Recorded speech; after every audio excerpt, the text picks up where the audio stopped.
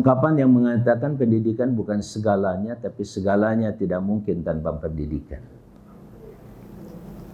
Bagaimana hebatnya para pendahulu kita, ya, founding fathers, yang mendirikan negara yang kita cintai menjadi negara kesatuan Republik Indonesia.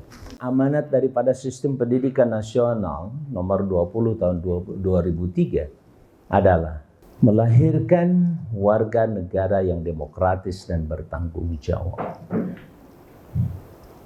Di samping mempersiapkan individu-individu yang beriman dan bertakwa kepada Tuhan yang Maha Esa, soleh, berakhlak mulia, kompeten, sehat, mandiri, dan sekali lagi menjadi tidak boleh sendirian, tapi harus bertransformasi menjadi bagian dari negara, yaitu warga negara dengan dua karakteristik yang paling menentukan. Yang pertama adalah demokratis, dan yang kedua adalah bertanggung jawab. Satu lembaga namanya DPD RI yang dipilih sama dengan DPR RI, sehingga legitimasinya jauh lebih kuat dibandingkan dengan sebelumnya. Bahkan dengan jangkauan kerja DPD RI sebenarnya jauh lebih legitimate dibandingkan dengan DPR RI. Kenapa? Sebab DPD RI dipilih dalam skala yang lebih luas dan lebih kuat, yaitu provinsi.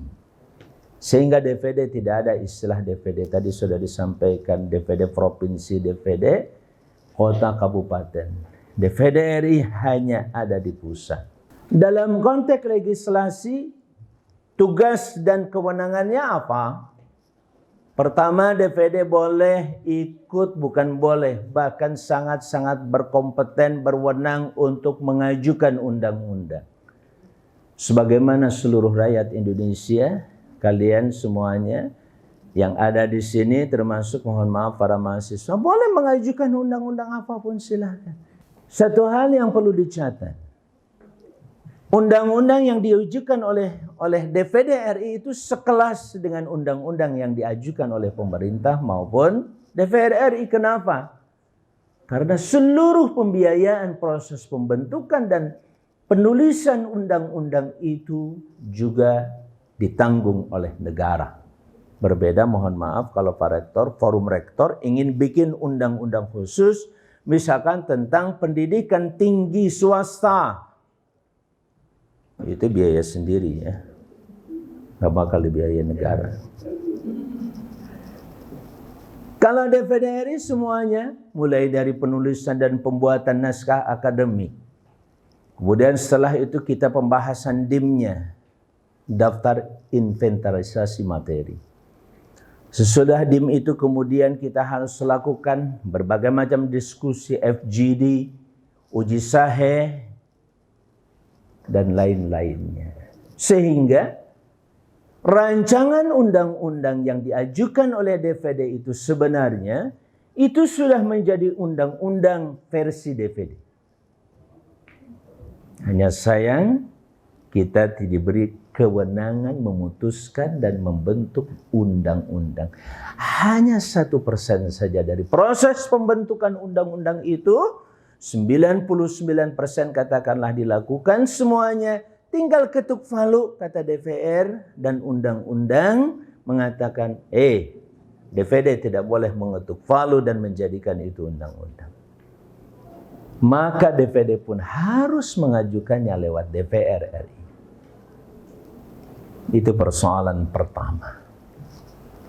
Halo? Berminat jadi anggota DPR?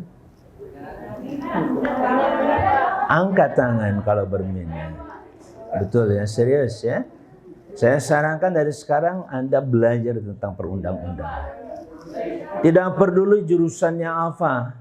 Saya juga bukan jurusan dari perundang-undangan atau hukum, tidak. Saya tidak dari jurusan politik. Saya jurusannya lebih ke pendidikan tadi. Termasuk pendidikan hukum Islam dan lain sebagainya, pendidikan psikologi pendidikan. Dari situ. Tetapi saya secara pribadi terpanggil ingin membenahi bangsa dan negara.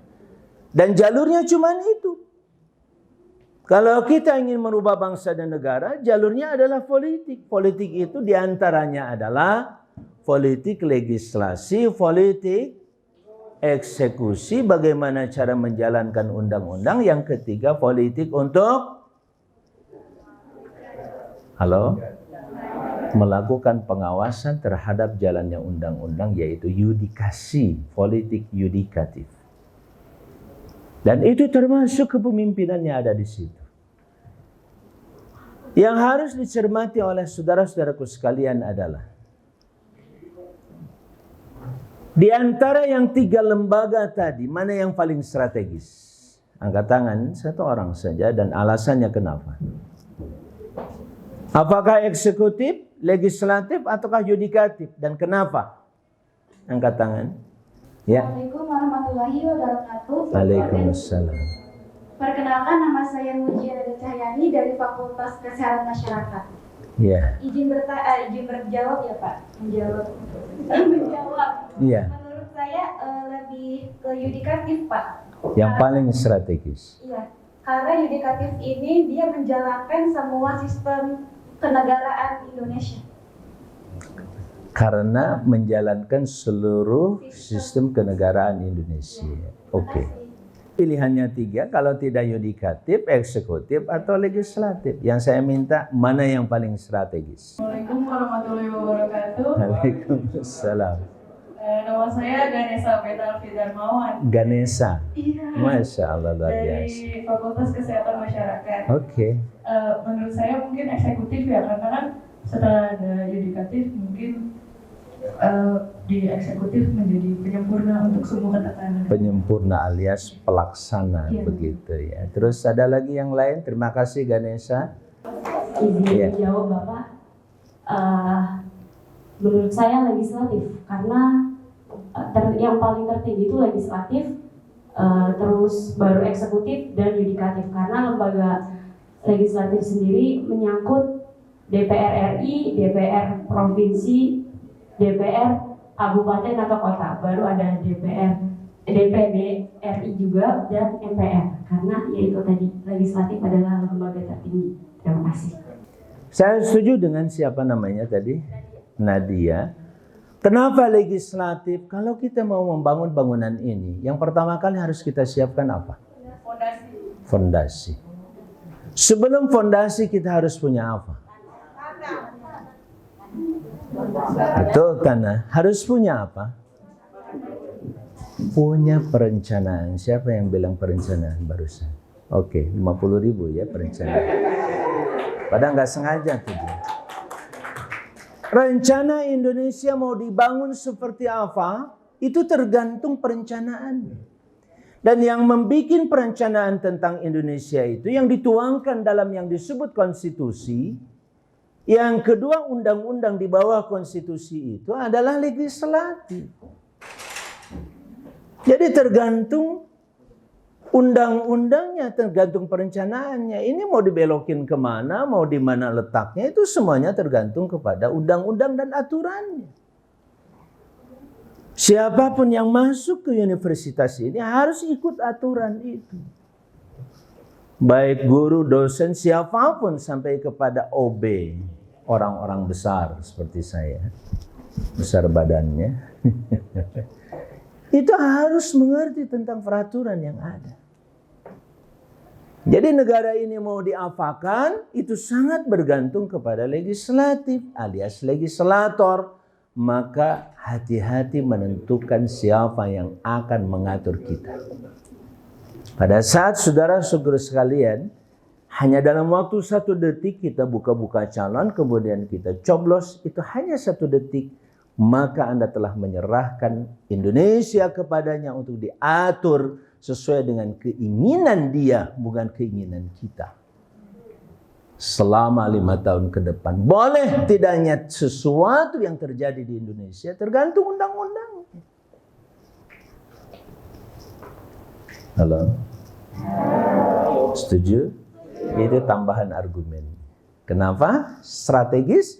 Karena tanpa sebuah perencanaan. Dan dalam sebuah negara, perencanaan itu ada pada undang-undang yang disebut dengan pertama kita punya Pancasila, Yang kedua ada Undang-Undang Dasar Negara Republik Indonesia.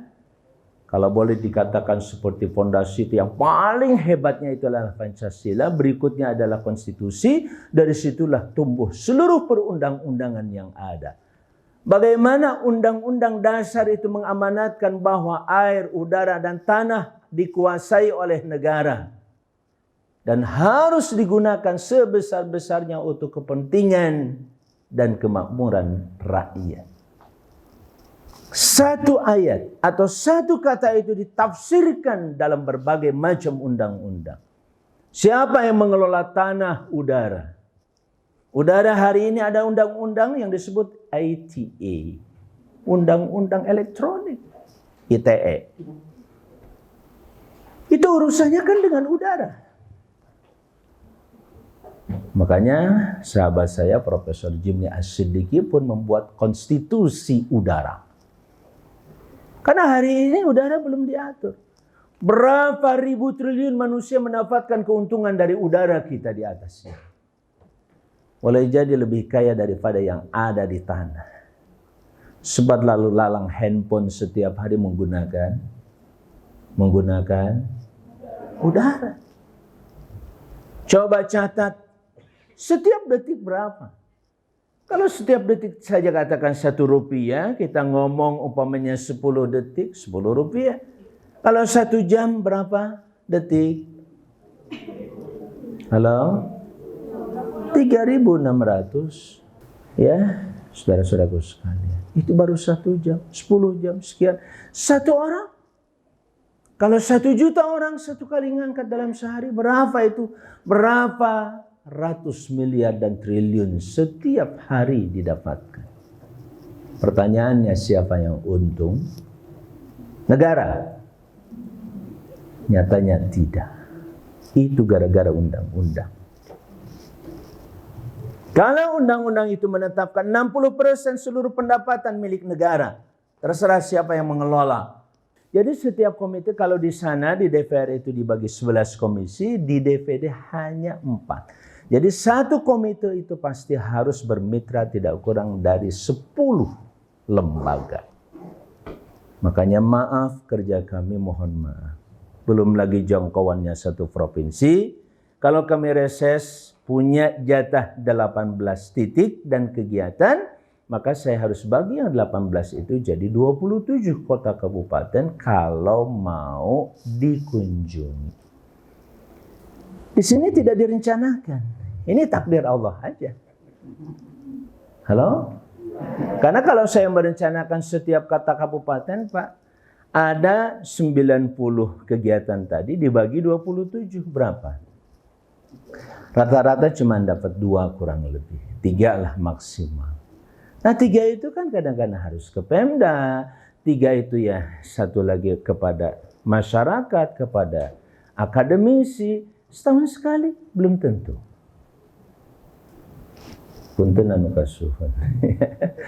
Pak Wakil. Kalau hari ini ketemu nanti 5 tahun lagi, bukan urusannya saya mau mau maju lagi atau tidak maju lagi. Kadang-kadang susah ngaturnya. Dengan siapa saya harus ketemu setiap kegiatan per tahunnya. Ya. Jadi sekali lagi saya juga mengucapkan alhamdulillah bisa jumpa dengan wajah-wajah seperti beliau ini. Ya, dengan beliau juga doanya nikmat sekali tadi Pak. Luar biasa ini. Mudah-mudahan setiap malam tahajud doakan wira lodra maju terdepan insyaallah.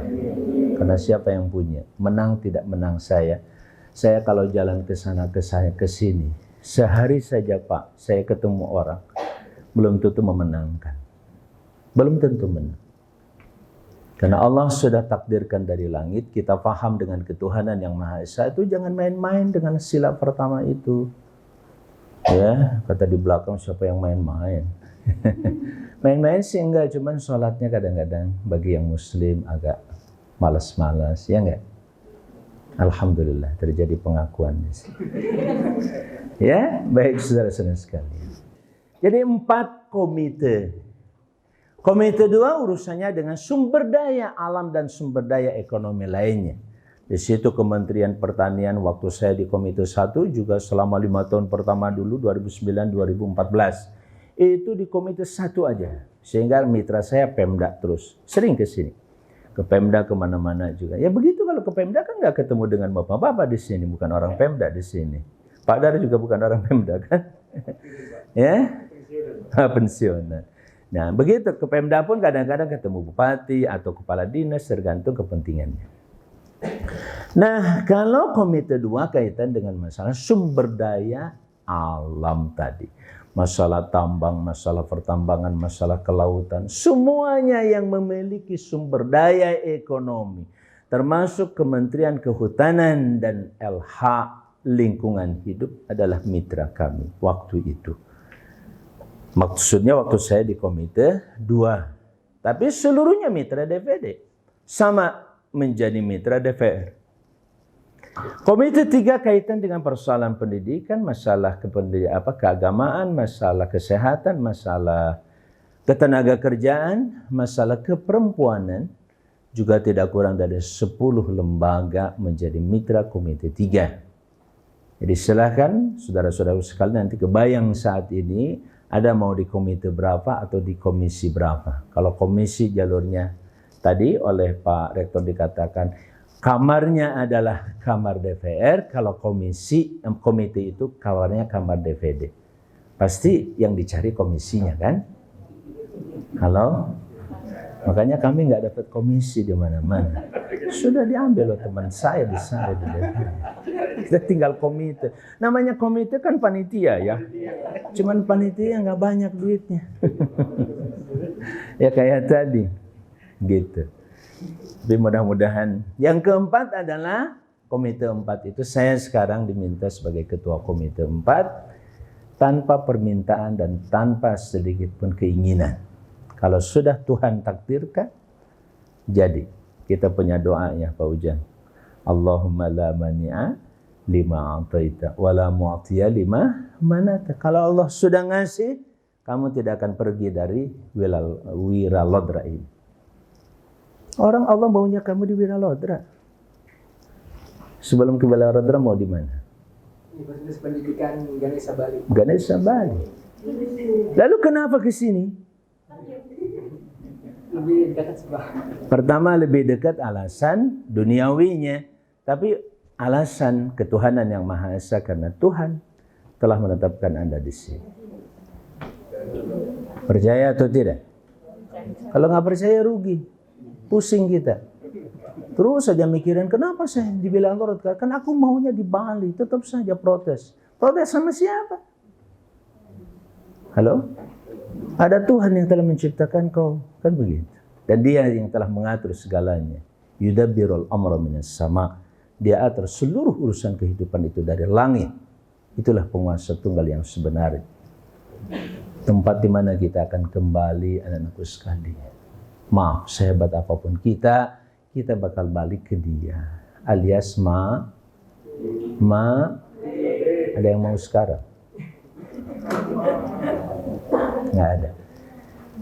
Mitra komite 4 itu memang Kementerian Keuangan. Terutama memberikan pertimbangan anggaran. Jadi tadi ketika bicara anggaran Pak Dar cocok. Saya sebagai anggota atau ketua komite 3. Kita bicarakan masalah peranggaran. Paling tidak, kemarin misalkan ketika kami bicara tentang anggaran. Kenapa tadi sama Pak? Beban permasalahan negara ini, beban pembangunan, beban kerja, permasalahan rakyat, bangsa.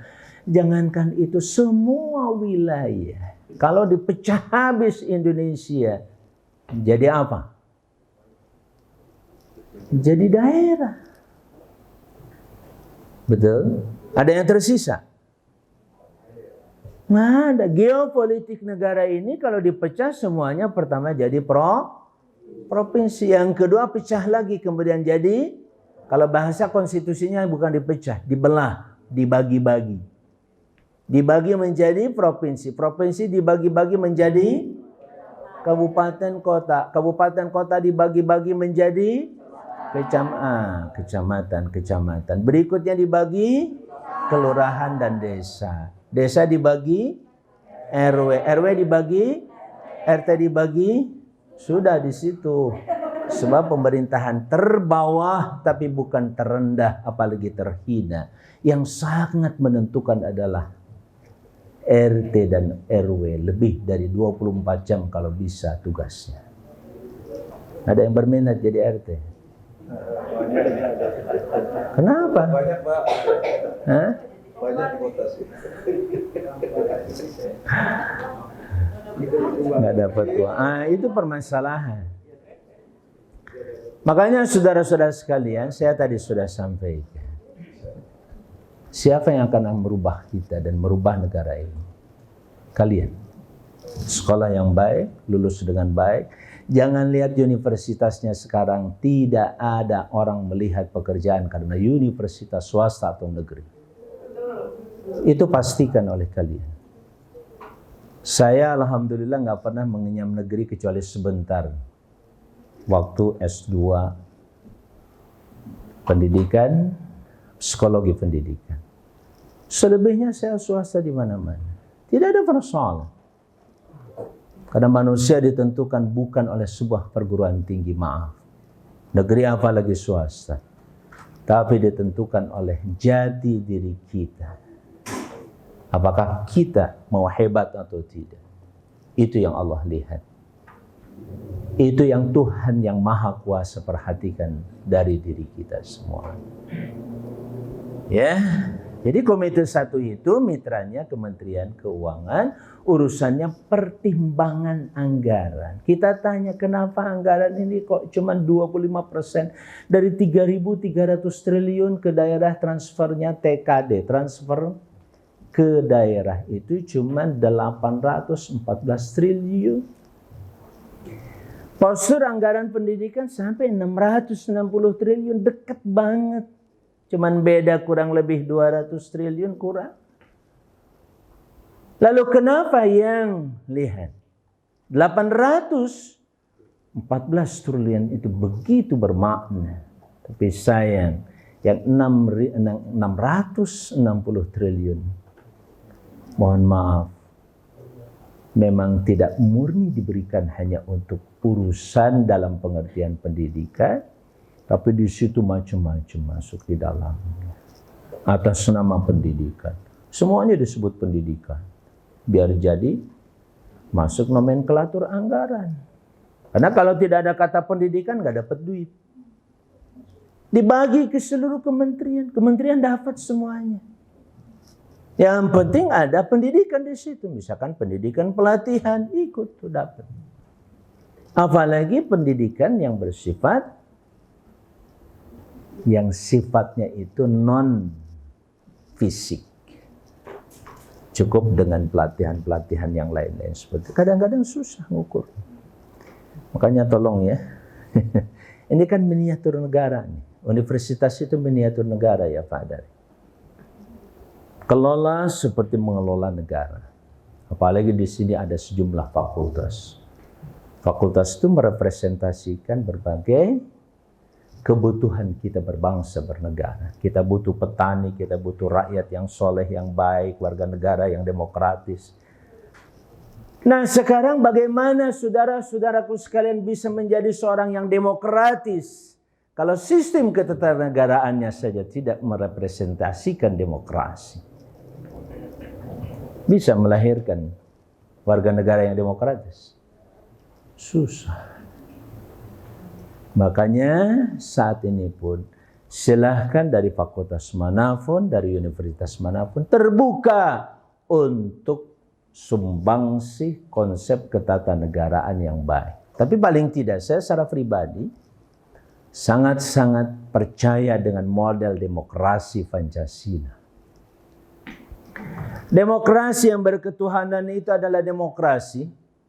Kalau kita mau berbagi suara dan mendapatkan suara atau tidak mendapatkan suara, kembalikan pada Tuhan yang Maha Esa. Jadi kalau saya dapat kursi, alhamdulillah kembalikan untuk syukur pada Allah. Kalau tidak dapat kursi, ya saya kembalikan pada Allah dengan saya bersabar. Selesai enggak? Halo? Nggak perlu ngamuk-ngamuk. Asal jujur. Ya kan begitu Pak Dar? Asal jujur. KPU-nya jujur, Bawaslu-nya jujur. Jangan sekelompok dipantau di mana-mana, yang lain dibebaskan. Itu yang harus kita kritis. Dan saya mohon saudara-saudaraku sekalian di seluruh lembaga universitas khususnya terlibat untuk mengawasi jalannya demokrasi, termasuk nanti terutama pada tanggal 14 Februari tahun 2024. Harus tampil menyelamatkan, minimal mencegah. Cerdaskan bangsa dan masyarakat itu. Demokrasi bukan demokrasi manipolitik. Ingatkan bangsa, masyarakat, tetangga, saudara, bapak, ibu, teman, sahabat, janganlah. Kalau mau nyumbang aja nih buat jalan kita, buat universitas, silahkan. Silahkan sumbang aja. Itu satu hal. Karena mohon maaf, tadi sudah saya katakan, yang sangat menentukan kita hari ini, boleh, tidak boleh, duit tadi ngalir kemana. Yang 33 triliun itu tergantung yang bikin undang-undang APBN. Pemerintah itu cuma menjalankan. Kata pemerintah, kan ada undang-undangnya, aku boleh pakai ini. Oh iya. Pada saat mau bantu Wila Rodra, kenapa nggak dibantu? Kan saya nggak boleh menurut undang-undang. Itu gara-gara undang-undang juga. Jadi boleh tidak kita melakukan sesuatu dalam bernegara ini tergantung undang-undang. Ya, itu diantaranya persoalan keuangan. Di samping ada persoalan-persoalan yang lain, sehingga fungsi DPD secara umum dan kewenangannya, pertama fungsi legislasi, yang kedua fungsi pengawasan advokasi. Pengawasan itu kalau undang-undang sudah diputuskan, kita awasi jalan atau enggak nih. Anggaran tadi benar enggak nyampe ke sini, ke sana dan lain sebagainya ataukah tidak. Kalau hasil pengawasan kemudian ada masalah, kita simpulkan, segera perbaiki. Kalau tidak juga diperbaiki, maka yudikatif bicara. BPK bisa melaporkan data itu kepada yudikatif. Ini tidak ada perbaikan dan tidak ada keinginan memperbaiki. Maka dinyatakanlah sebagai penyimpangan, kebocoran, bahkan korupsi pada akhirnya. Paham sampai di situ? Kalau sudah paham, Assalamualaikum warahmatullahi wabarakatuh. Yang pertama, Undang-Undang Nomor 23 2014, Pak. Yeah. Kalau orang awam nyebutnya Undang-Undang Otonomi Daerah. Yeah. Ya, itu undang-undang pemerintah daerah ya, pemerintah di daerah, pemerintahan daerah.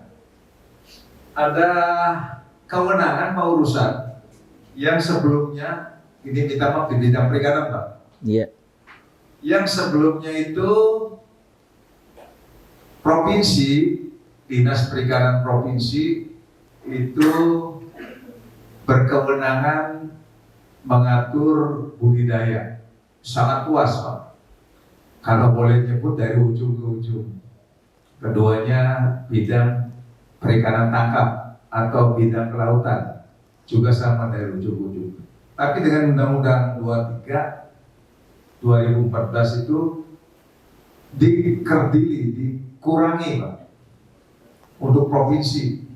Tapi akan berdampak pada beratnya kabupaten kota, yaitu mengenai budidaya yang tadinya luas kewenangan provinsi, sekarang hanya satu, memberi izin kepada budidaya ikan lintas batas, artinya lintas kabupaten kota, Pak, di Provinsi Jawa Barat atau di provinsi.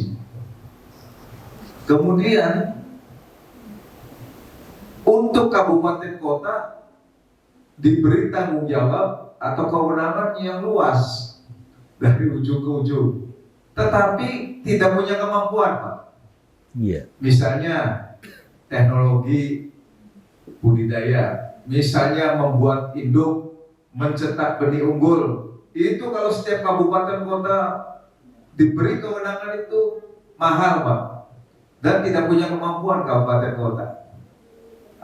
Kita tolong melalui Bapak, ini tolong dipertimbangkan kembali pada saat penyusunan undang-undang baru atau tidak ada inisiatif pun, ambil inisiatif dari Bapak misalnya, dirubah khusus untuk kewenangan budidaya, Pak. Sedangkan kewenangan kelautan yang tadinya provinsi itu eksploitasi, eksplorasi, dan pengawasan, sekarang hanya dibalik, kabupaten kota yang tadinya eksplorasi, eksploitasi, dan pengawasan sekarang hanya eksploitasi saja. Kewenangannya, kewenangan eksplorasi, kewenangan pengawasan ke provinsi. Nah, yang ini tidak problem, Pak. Memang kalau kabupaten ini diberi tugas eksplorasi nggak mampu, Pak. Diberi tugas pengawasan juga mungkin nggak mampu. Nah, saya kembali minta tolong ke Bapak di pasal yang mengenai kewenangan budidaya ikan saja, Pak. Yang keduanya takut ada yang lain ingin, nanti aja Pak yang keduanya. Terima kasih, Pak. Assalamualaikum warahmatullahi wabarakatuh. Izin bertanya Bapak mengenai kalimat yang baru saja Bapak sampaikan tadi mengenai money politik. Ya, bagaimana tanggapan Bapak mengenai para politisi yang membagikan uang kepada masyarakat? Selaku Bapak sebagai anggota DPD RI Dapil Jawa Barat Komite 4 mengenai keuangan, itu tanggapan Bapak itu seperti apa? Seperti salah satu calon presiden kita juga Bapak, uang boleh diterima, tapi pilihan tetap ada di hati kita. Terima kasih. Assalamualaikum warahmatullahi wabarakatuh. Kalau di pendidikan bahasa Indonesia dan sastra, mohon izin bertanya Bapak, dari awal Bapak menyebutkan bahwa ada demokrasi. Sebenarnya demokrasi apa yang harus kita terapkan agar perubahan dapat direalisasikan dari kita dari generasi muda Indonesia, apalagi dalam demokrasi pendidikan Bapak? Mohon maaf dan terima kasih. Memang otonomi daerah sekarang ini terus terang saja sudah mengalami sadar tidak sadar sebuah gerakan pusat yang namanya resentralisasi. Jadi dalam diskusi kami di waktu itu saya di BULD, Badan Urusan Legislasi Daerah, karena pengawasan terhadap undang-undang itu ada undang-undang produk pusat, itu bagian daripada pengawasan DPD RI juga. Yang kedua juga ada pemantauan dan evaluasi terhadap Perda. Bukan kita mengawasi Perdanya, tapi mengecek apakah sudah ada Perda atau belum. Kalau sudah, yuk kita diskusikan, jangan sampai dieliminasi atau tidak diberi nomor, semacam nomor registrasi oleh pemerintah, dalam hal ini oleh Kementerian Dalam Negeri. Karena kalau tidak dapat registrasi ya nggak bisa berlaku. Apalagi ini kan daerah sudah mengeluarkan dana, katakanlah puluhan juta, bahkan ada yang ratusan juta. Tapi begitu jadi sebuah perda, itu tidak disahkan. Itu yang pertama. Termasuk hari ini, semua juga termasuk tidak terkecuali DPD, Pak. Ketika Undang-Undang Cipta Kerja itu diundangkan, kami sangat miris karena banyak sekali kewenangan daerah yang kembali ke pusat. Sekali tadi, daerah diberikan hanya hak-hak tertentu. Padahal, ya, Undang-Undang Dasar memerintahkan kepada pemerintah khususnya, dan itu harus ada undang-undang yang terkait dengan otonomi seluas-luasnya. Otonomi seluas-luasnya tentu tidak bebas, tidak bersyarat. Pasti ada pertimbangan-pertimbangan yang betul-betul maslahat dan tidak maslahat. Kayak tadi misalkan eksploitasi boleh, tapi eksplorasi sampai kepada yang lain tidak di situ kewenangannya. Ya, sebenarnya dalam ini juga sebuah tantangannya buat teman-teman sekalian para mahasiswa, nanti saya sampaikan. Ini kan persoalan politik maupun pendidikan politik itu tidak hanya persoalan seorang penguasa. Kita yang dikuasai juga harus ngerti. Ya, rakyat dan pejabat itu harus ngerti. Pejabat membuat kebijakan harus ngerti, jelas berdasarkan tingkat kebutuhan masyarakat dan rakyatnya. Sementara kita pun yang akan dibuatkan undang-undang pun kita harus ngerti. Kalau kita merasa dizalimi oleh undang-undang itu, jangan terima. Ya, kita harus kritis. Bila perlu, mohon maaf, di Fakultas Hukum dan Fakultas Sosial Politik tadi, siapa Mbak Nadia ya, itu bisa dilakukan semacam evaluasi dan pengawasan. Bisa hadirkan saya, hadirkan lembaga legislatif lain untuk mengecek tentang undang-undang ini apa sih maksudnya begitu, itu bisa. Atau datang kepada anggota legislatif terkait ya. Nanti kalau saya lagi di Jakarta boleh silakan silaturahim ke sana. Paling tidak disiapkanlah yang namanya nasi bokma. Insya Allah. Nah itu yang pertama ya, Pak Dar, makasih banget atas aspirasinya. Insya Allah mohon Pak Hadian jangan lupa dicatat, dan ini direkam supaya kami punya dokumen lengkap nantinya, tidak ada yang lewat.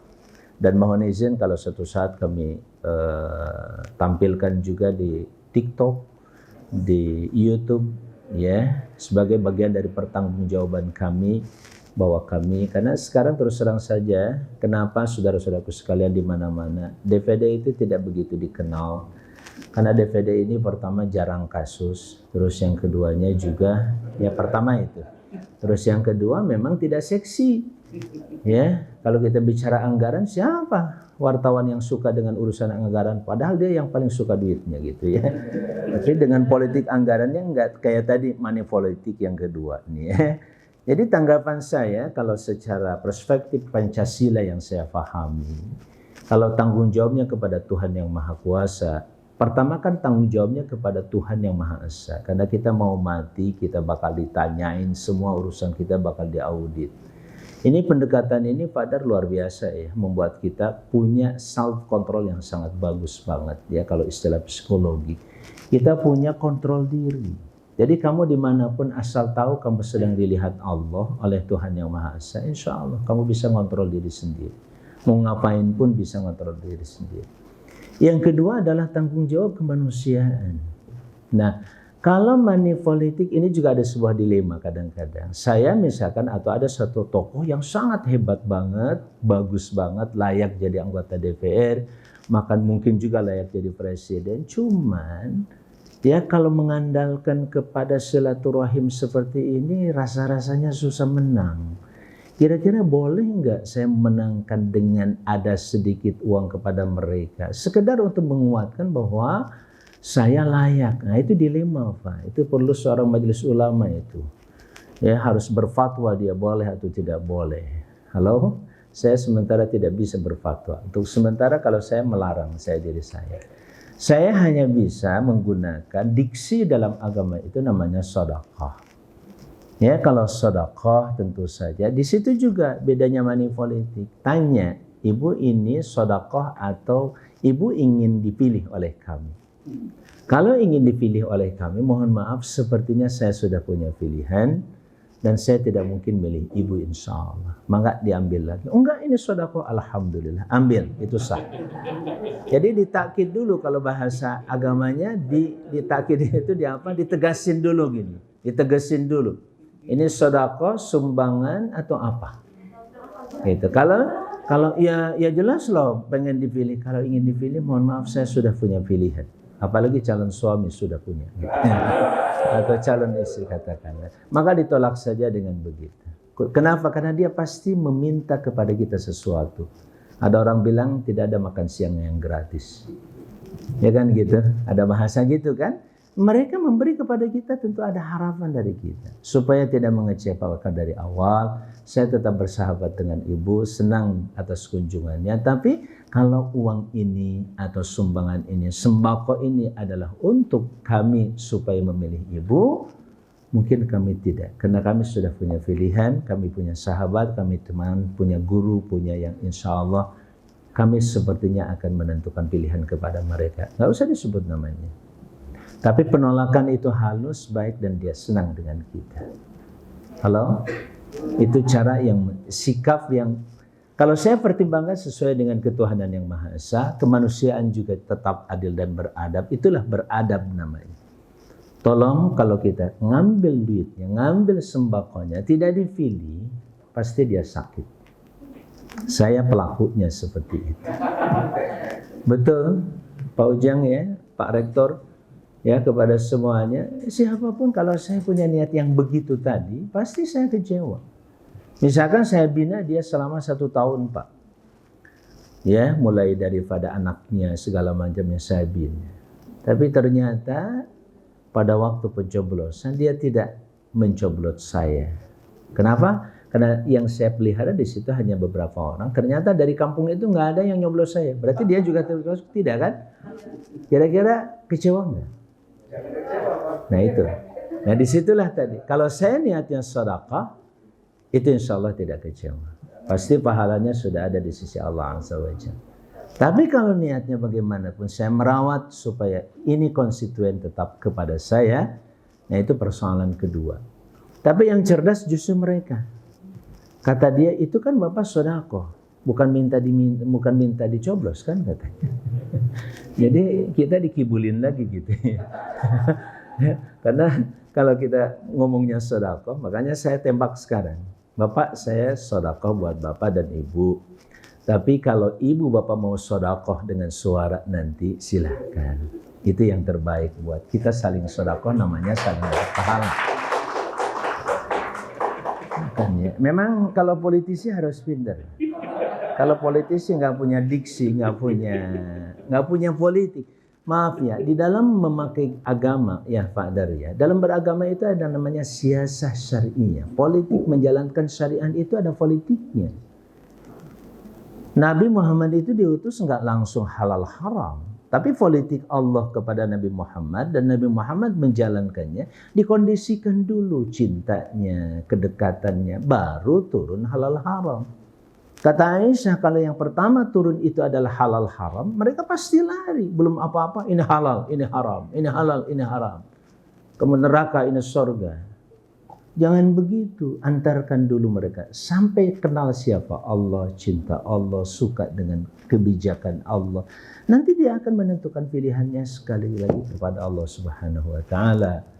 Itu juga namanya politik.